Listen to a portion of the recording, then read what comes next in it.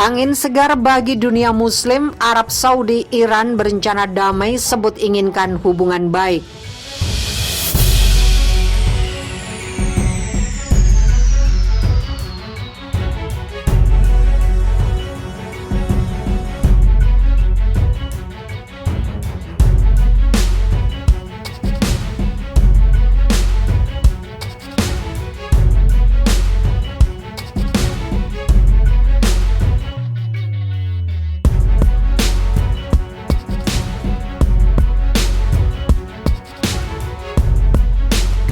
Perseteruan dua negara Muslim dunia yaitu Arab Saudi dan Iran kini tengah memasuki babak baru dalam kerjasama regional. Putra mahkota Arab Saudi, Mohammed bin Salman mengatakan pihaknya menginginkan hubungan baik dengan musuh bebuyutannya, Iran.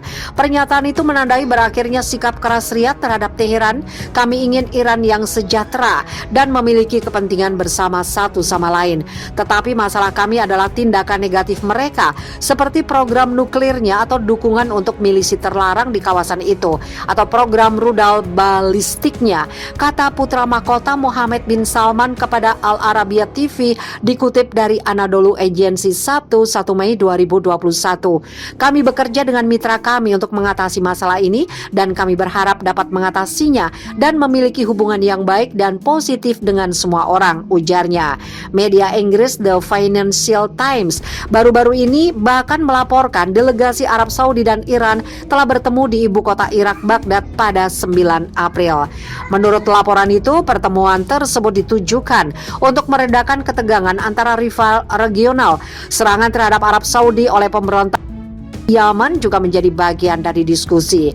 Laporan itu mengklaim kedua belah pihak sepakat untuk mengadakan putaran pembicaraan lagi. Iran dan Arab Saudi sebagai dua negara penting di kawasan dan dunia Muslim dapat memasuki babak baru interaksi dan kerjasama untuk mencapai perdamaian, stabilitas, dan pembangunan kawasan dengan mengadopsi pendekatan konstruktif dan berbasis dialog, kata juru bicara Kementerian Luar Negeri Iran, Said Khatibzadeh dalam sebuah pernyataan. Pakar kawasan Timur Tengah Universitas Indonesia Yon Mahmudi mengakui dia cukup terkejut dengan perubahan kebijakan antara kedua negara, khususnya dari Arab Saudi. Menurut Yon, penyebabnya tidak lain berawal dari adanya perubahan kebijakan pemerintahan di Amerika Serikat dari Donald Trump kepada Joe Biden. Kedua negara ini sangat dipengaruhi oleh kebijakan Amerika pada satu sisi. Arab Saudi sangat dekat dengan Amerika sementara Iran anti terhadap Amerika, kata Yon pada Jumat kepada Anadolu Agency. Sebenarnya dalam sejarahnya juga kedua negara pernah bersama dan menjadi teman dekat Amerika sebelum revolusi Iran. Nampaknya ada semacam relaksasi hubungan antara Amerika dengan Iran dan itu akan berimbas kepada Saudi, kata Yon. Dalam kasus Yaman di mana Iran mendukung milisi pemberontak kini tidak dilabeli sebagai teroris oleh Amerika Serikat. Selain itu, Biden menyatakan tidak lagi mendukung operasi Saudi di Yaman dengan mendukung pemerintahan Yaman. Bahkan Joe Biden menyatakan Arab Saudi telah kalah di Yaman. Ini membuka jalan bagi Arab Saudi yang juga terlibat dalam perang di Yaman untuk berdamai. Adapun pakar tentang Iran yang juga kepala jurusan sastra Arab Universitas Indonesia Bastian Zulyino mengatakan rencana perbaikan kerjasama Saudi-Iran masih terlalu awal. Langkah ini masih terlalu kecil, ini langkah kecil pertama, jadi masih belum bisa diprediksi ke depannya akan seperti apa, kata Bastian. Menurut Bastian, perubahan pendekatan Arab Saudi terjadi karena negara itu telah banyak menghabiskan dana untuk membiayai pasukan pemerintah Yaman selama kurang lebih 5 tahun. Bastian mengatakan penyebab lainnya adalah motif ekonomi dari Arab Saudi maupun Iran. Sebagai negara penghasil minyak terbesar di Timur Tengah, Iran dan Arab Saudi berkepentingan mengekspor minyak ke Cina guna mengurangi kerugian mereka akibat harga minyak yang beberapa tahun terakhir ini mengalami penurunan tajam.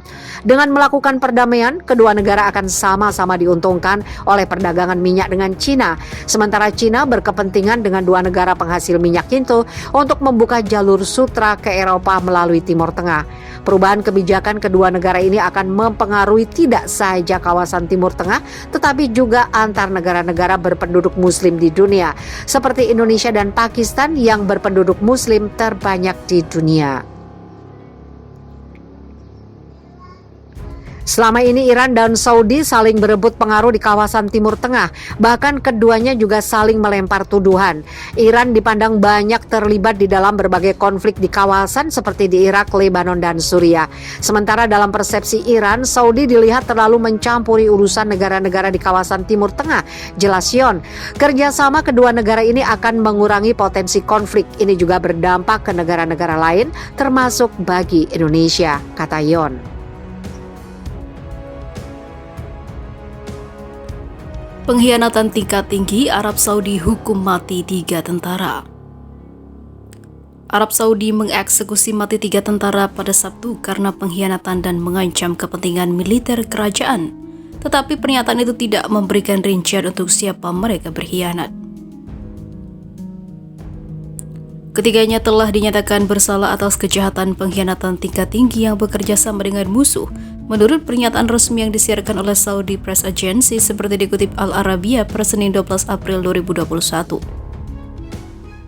Pernyataan itu juga mengatakan orang-orang itu dihukum dalam pengadilan yang adil oleh pengadilan khusus sebelum dijatuhi hukuman mati atas perintah kerajaan. Saudi Press Agency melaporkan bahwa orang-orang itu adalah tentara yang bekerja untuk Kementerian Pertahanan.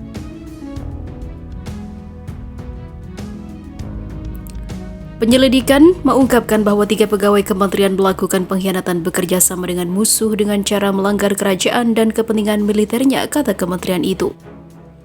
Ketiga tentara itu adalah Muhammad bin Ahmed bin Yahya, Akam, Saher bin Isa bin Qasim Hakawi, dan juga Hamud bin Ibrahim bin Ali Hasmi menurut SPA.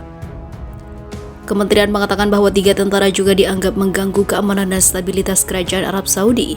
Mereka yang dihukum telah dirujuk ke pengadilan khusus dengan semua jaminan yudisial yang penting untuk peradilan yang adil, supremasi hukum dan juga administrasi peradilan yang tepat, lapor SPA. Kementerian Pertahanan mengatakan mengecam kejahatan keji itu, menambahkan bahwa tindakan para tentara ini bertentangan dengan nilai-nilai negara. Kelompok hak asasi manusia termasuk Amnesty International telah meminta Arab Saudi untuk melarang hukuman mati. Mengutip laporan penyiksaan dan pengadilan yang tidak adil, kerajaan terus membantah tuduhan semacam itu.